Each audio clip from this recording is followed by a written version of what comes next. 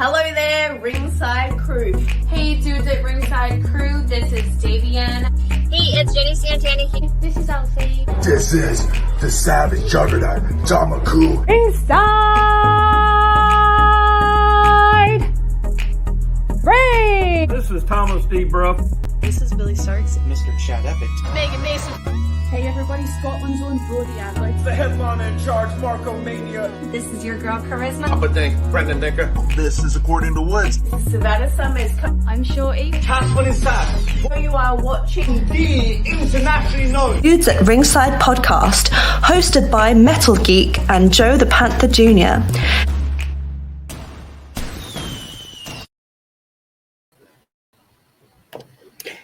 Hello there, wrestling fans, and welcome to another episode and another leg of International Week for the internationally known Dudes at Ringside podcast. I am your host, Joe the Panther the Third, and now introducing from the top of Metal Mountain, it's the happy heel himself, the Metal Geek. What's going on, Ringside Crew? What's going on, internationally known? What's going on, everybody? What's going on, Joe? How's it going today?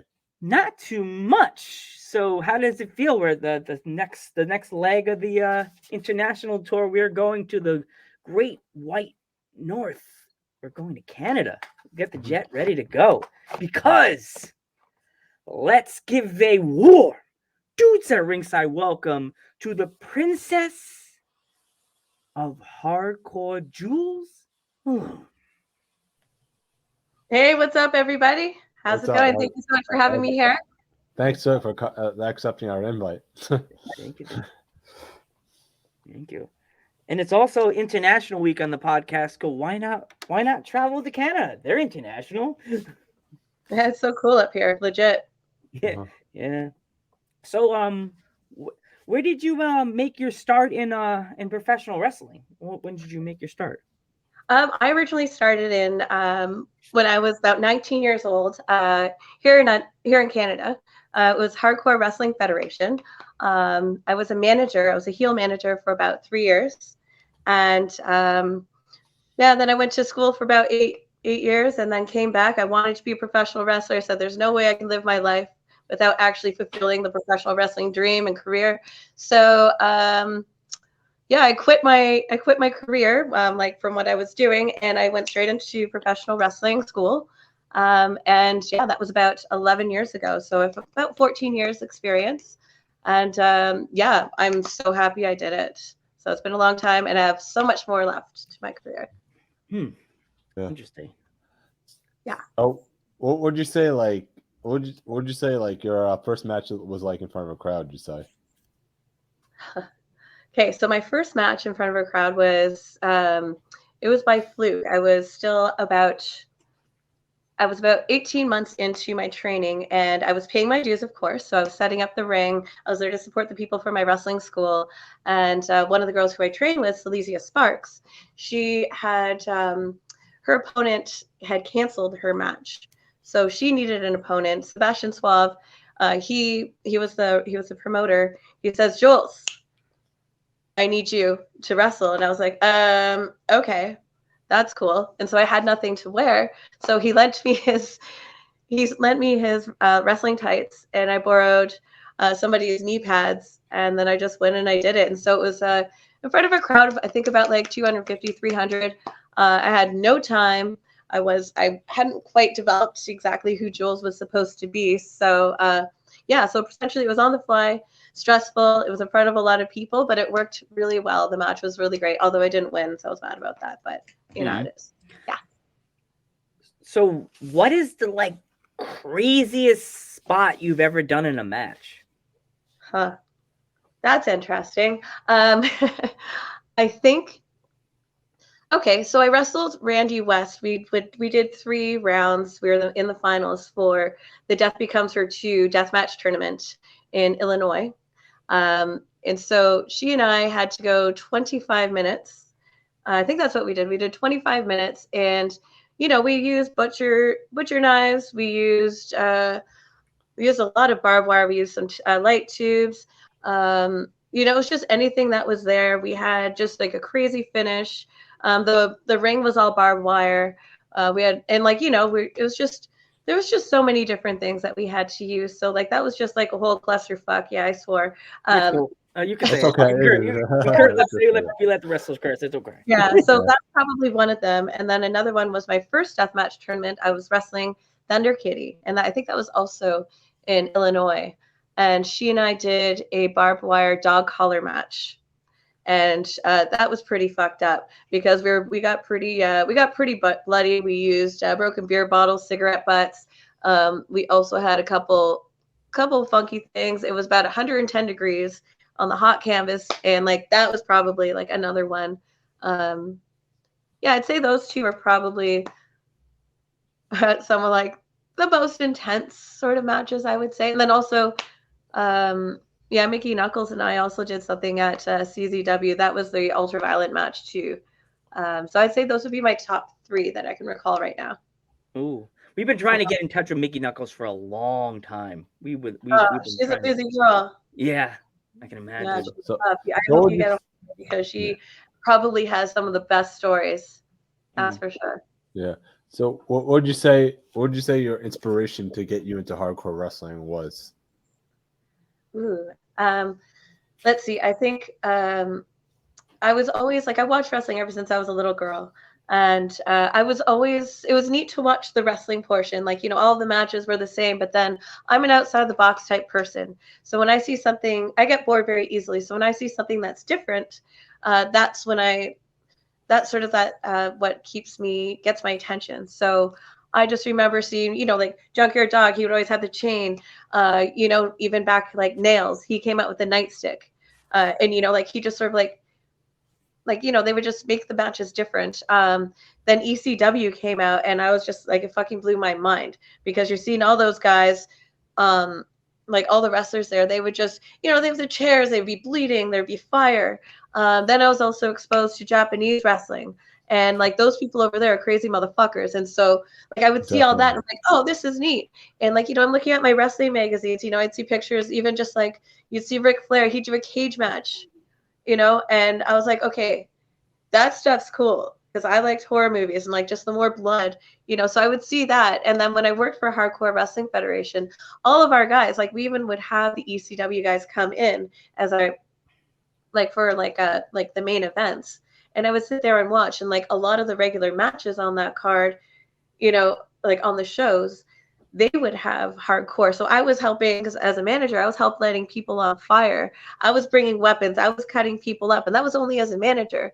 So when I was given the opportunity to wrestle for Death Proof, that's a hardcore company here, like recently, like up in Canada, they said, well, what do you want to do? And I said, well, eventually I want to get really bloody and I want to fuck guys up. I want to fuck girls up and I just want a lot of blood, but I don't want to do it all of the time. So I guess it's always been something that I've been attracted to. And it's just, I've been lucky enough to have these opportunities on a constant basis. So just because of that, I liked it. And I just I continued with it. And then that's where I thought I could make myself different from regular wrestlers. And there's nothing wrong with what they do. But I thought, this is exactly who I want to be. This is exactly how I want to wrestle. And this is exactly how I want to be remembered. Yeah, speaking of that, I mean, you're bringing up so much names of Japanese deathmatch wrestling. Speaking of Onita, which he's back now. Onita's back now in wrestling, which is actually awesome. I don't know if you saw that recently, that he came back and wrestled in New Jersey. I mean, yes, with that. When I remember I was introduced to Onita from a friend of mine. He's like, you want to watch these tapes? And I'm like, what is it? And then it was like these exploding ring matches with fire. And I was like, what is this? This is absolutely cool, So, but and I was actually, I watched Jun Kasai and, actually I watched a couple of Jun Kasai matches, but it was over at GCW. We were watching that yesterday, and it was a lot of fun. Oh, it was Alex Colon and him. That was the one that I watched yesterday, and I was like, I really wish I could have Jun Kasai too. I was also like to have like Onita, but yeah, huge fans of them. Mm-hmm. Joe. So how long did it take to get your do your baseball bat with the how long did it take you to get all the barbed wire on that bat? I was looking at the picture. I was like, that looks like it's talented. Like she made that, or somebody helped her make that, because that thing's so Oh, I cool. make it. I make all of my weapons. Yeah, so for like generally, I don't know, just it doesn't take very long because once you have to work with the barbed wire and not be afraid. Yeah, and you just have to be ready for when it flies in your face, just sort of like move back a little bit. But I don't know, just to like make a general weapon, the barbed wire bats, I'd say, I don't know, just takes like 15 minutes tops. But you have to really secure. It depends. If you're doing it loose, like it takes less time. But when you're actually doing it tight, it takes a little bit longer. Is there any spot you refuse to take that that said this guy is just a little bit much, or you're just gonna Spiders. go for it? What? I fucking hate spiders. Ooh, spiders. Ooh. No, I do piranha. That's funny. But yeah, I wouldn't do anything with like spiders. I think that would hurt animals. Actually, I wouldn't do that because like I'm not that much of a dick. But I think something that I would like to do, like I want to do the exploding barbed wire. Like I'm definitely down for that. I definitely do the tangled web. I do the syringes through the face, that kind of stuff. Anything sharp, I love. Heights, you'd have to pay me a lot of money, but like it's okay. Like I was going to do a 20-foot scaffold thing, but we decided not to do that as a finish. But there's stuff like that, but I definitely wouldn't hurt animals. Yeah. So do you prefer tacks or Legos? I prefer tacks. Legos suck. Addie Starr, you should definitely interview her because that's her thing. I got to wrestle Addie Starr and there were Legos and that hurts. It hurts. It's not that great, but doesn't feel that great. But definitely, yeah, tacks. Well, if you speak to her before we speak to her, tell her dudes at ringside are interested. Absolutely. Yeah. Cool. So, have you ever been to CZW Tournament of Death? No, I spoke to GJ about it, but at that time, I forget what it was, the weekend. This is a few years ago now. The timing didn't work out. I can't remember why, but that's definitely going to be on my hit list before I retire. I have to. Mm-hmm. Yeah. Definitely. That's up your alley. Definitely. Mm-hmm. Yeah. Is there any I think I already got my question. Geek, you're next. No, you go ahead, Joe. Is there any deathmatch promotion in America that you or anywhere in the world that you really want to go to before you retire? Yes, definitely. I wanted to do the Goddess of Gore tournament down in California. I'd like to work for Nick Gage, hopefully one day, for GCW. H2O definitely, because Tremont and I, like, we go back from CZW. That's his thing. Those would probably be the three. I'm probably missing a few. I've had a couple companies recently that I'm not going to name because they're going to be surprises. But they want me for their tournaments, hopefully this year if everything goes well. That's good to hear. And then also I'm not too sure about which company, but I would definitely like to do an exploding barbed wire match in Japan. That's like a retirement. That's like my bucket list for sure. And then there's Rise in England. They wanted to book me, but COVID happened. And so I haven't had an opportunity to go up there. Mm-hmm. We're sending you all the good vibes. You're gonna get these, girl. Yeah, right up. Every time we have a wrestler on our podcast, 2 weeks later, we always see their posts. I'm like, oh my god, did we send them? We just had them on our podcast, and then something good happened. So many good things have happened to so many of the girls we've had. Becca, she just got picked up to go to the CCW show in Washington D.C. They're doing like a Four Corners match with her. It's not. I don't know if it's Washington. It might be. It's a promotion called CCW. We're interviewing them tomorrow. Capital. Delaware. What's that? Oh. Delaware. Yeah, in Delaware, they're doing a Four Corners match, and two of the girls that are in the match so far, they've been on our podcast. I'm like, oh, nice. Yeah. It's good luck. It's good luck. Thank you. Yeah. Good luck to you. Yeah. We love our guests. We want them to succeed in any way possible. Like if it's on TV or if it's make it into dark on a big batch. You know, Oh, like I want to be on dark so bad. you Just could once, do it. one time. Yeah, you could do it. I believe in you. Yeah. Yeah. Who'd you say an ultimate dream match is for you to have? Oh shit. Okay, so I want Mercedes Martinez. Mhm. I want Thunder Rosa. I want Nicole Matthews. I would like to wrestle Nevaeh again. Let's see. Okay. Yeah, definitely. And I'd like to wrestle Nick Gage if he would let me. Ozzy Kong, I would definitely love to. Down in Japan. Yeah, that's okay. And Lufisto, of course. Yeah, 'cause we haven't had a singles before. Shazza McKenzie, absolutely. Maxie Impaler, because I think she's like, Definitely. I think she's sick. Yeah, and Taylor Well, because she was my trainer. So yeah, so I need to have her before I retire also. Yeah, we're trying to really expand ourselves into Canada because we have a few wrestlers that we've had on the podcast from Canada, but we're trying to get more of the wrestlers, the variety. So when you encounter any of your wrestling friends tomorrow, later, whenever you do, just tell them definitely go on Instagram and hit up Dudes at Ringside. They love interviewing everybody.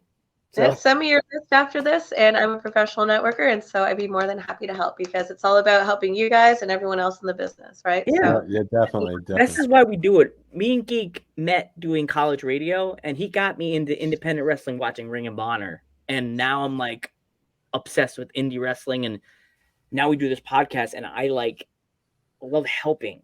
We love helping indie wrestlers. We don't matter if you have us send us pictures, a poster from your event, we'll post it. Even though you're in Canada, our fans are from all over the world, so they see it and they're like, "What promotion is? Let me click that link." I never heard of this promotion. Now they do. Now they know about it. Mm-hmm. Yeah. Yeah. I was just gonna ask if you had any stories from any of your matches you've been in that you could tell. I don't know. Tell me what you want to know and see what I can give you. Anything, like any of your matches, anything, like funny stories, crazy stuff, crazy stories, like silly stuff that happened in the ring that no one else knows about. You know what I mean? But here's one. It's funny. Okay, so a few years ago, I worked for Juggalo Championship Wrestling at the Gathering, and I was the only female in a 13-man deathmatch battle royal. And it was a fans bring the weapons, so we had a whole bunch of weapons. I was the 13th person announced, and yeah, and so just before I went out, I have Violent J and Shaggy right there. Violent J, he was, or Shaggy rather, was sitting there. He's looking at me at his golf cart, and I'm looking at him like, fuck. I'm like, oh my God, so nervous. Promoter's just like, oh yeah, here's 80 light tubes. They all need to be broken. You have to tell everybody as you go out that they need to be broken. Otherwise, nobody gets paid. And like, that's the thing. And I was like, sick. Like, I want to cut some people up. I need some experience with like cutting people up. So I was like, this is going to be a lot of fun. Anyhow, so I come out. I just started attacking one particular person. I'm like, yeah, you're going to be my target. It's great. And then I was like, oh shit. There was so much broken light, and I was like, this is fucked. Like, there was so much. I was like, it's okay. I'm going to beat people up. And it came to my part in the match before I got eliminated. I eliminated this one wrestler named Jesse Amato. I threw him over the top, and I saw an opportunity it was a shopping cart, and it was full of light tubes and a kitchen sink. So grabbed him. I just did like what we call a flare bump over, and I put him in it because I thought it was great, and I just thought it was there to be there. So the rest of the match happens. There's so much stuff and glass sticking into my body. And what was it? So after I got eliminated, there's two things that happened. I guess, there's a big giant piece of light tube sticking out of my skin. Oh. And so I go into the back, and Tommy Dreamer was in the back. And he watched the match, and he was just like, because he's he's known me from before, like being up here, and he's just like, I'm so sorry. He's like, you're crazy. And if you don't mind, because he was so concerned for me because I'm stunned and bleeding, he's like, I'm just going to clean you up right now. And he's pulling pieces of glass out of me. He's trying to he's like, you just need to, because he didn't want to, touch me, but he's just like, here, you just need to wipe here. And I'm like, okay. But he's like, so he sees like this big giant piece of glass. And he's like, this is pretty big. So it was neat just having Tommy Dreamer give me these compliments, saying that I'm crazy, helping me out, and he's just really grossed out by this giant flap of skin and thing. But then after that match, I was able to see my two favorite people from I love Insane Clown Posse, and I had their commentary, I had them giving me compliments, I was being called a crazy psycho bitch, and I took that as a huge compliment, and yeah, it was pretty great. But then I also found out that the people that ended up winning the match, that shopping cart full of light tubes and the kitchen sink was supposed to be saved for the final part of the match. So I kind of spoiled it. Oh shit! You kind of spoiled it. Spoiled it. So I was like, I'm so sorry, but they figured it out, and I was like, you know what? I'll probably see you next year, and you can punch me you can punch me in the next show. Yeah. But yeah, that was a lot of fun. Yeah, so that's one of them. I don't know. Here's another one, actually. I did my first tour in Newfoundland, and this is, I think, year 2. I think Newfoundland's it's a province, a state here, up here in Canada. And Ted DiBiase and Jake the Snake Roberts, they were on there. And so the night before, I was just, I went outside because I was just on my phone. I was just needed some space because I was sharing a hotel room. And so I just went out maybe every hour or so. So in the morning, we're getting ready to fill up and go travel for our shows.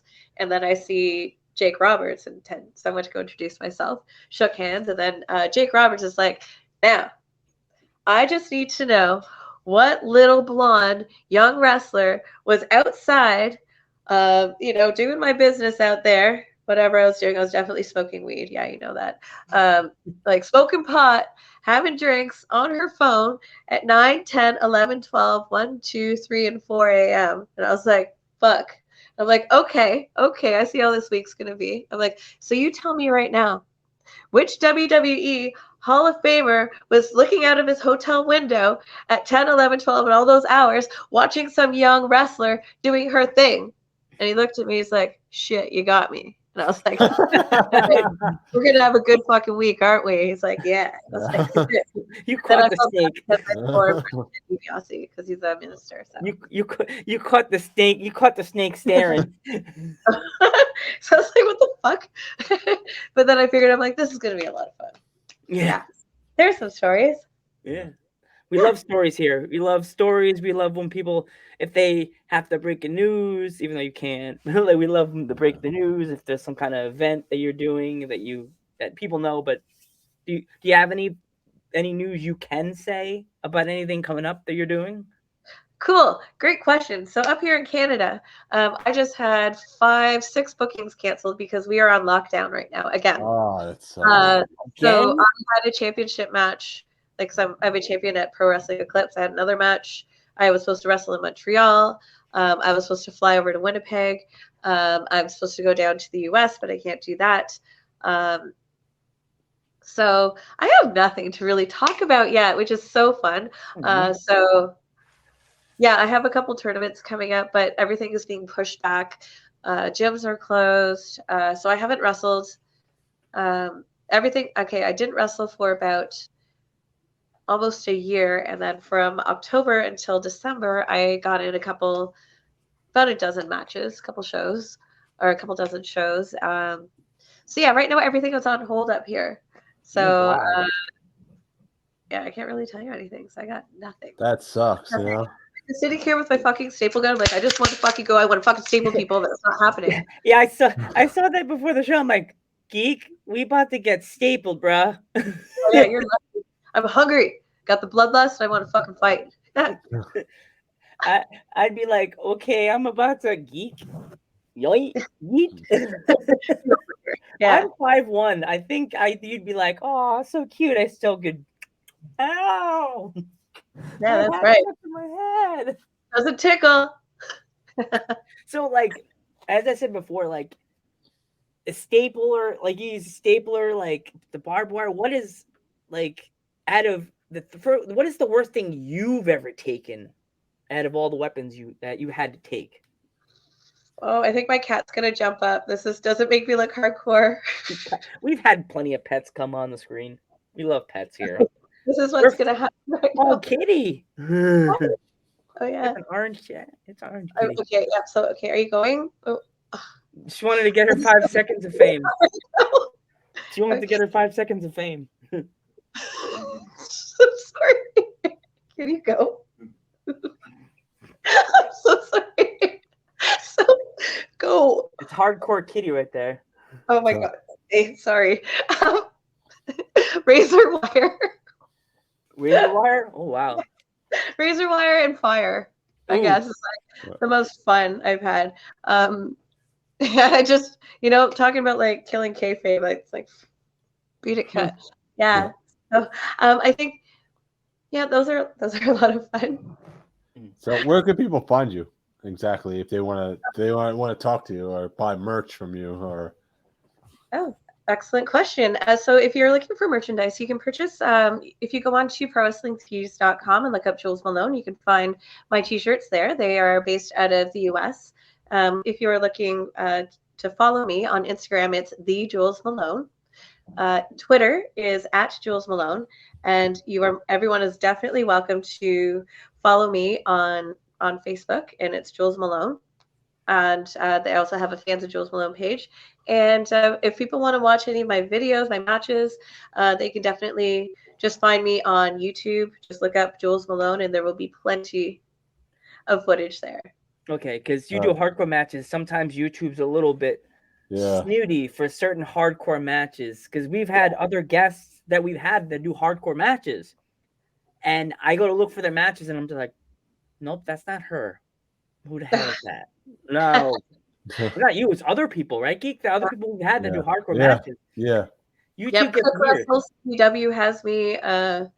Let's see. Yeah, it's just honestly, even just going on Google, you'll be able to find a lot of the other sites where you have to pay for the matches. Yeah. There you go.